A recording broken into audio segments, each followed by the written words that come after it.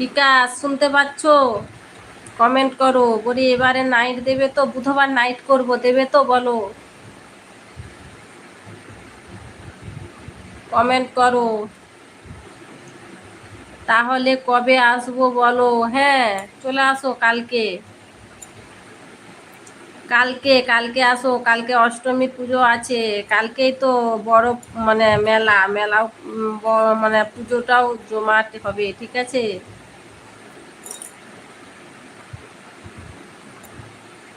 ওই 12টার পর থেকে আসবে।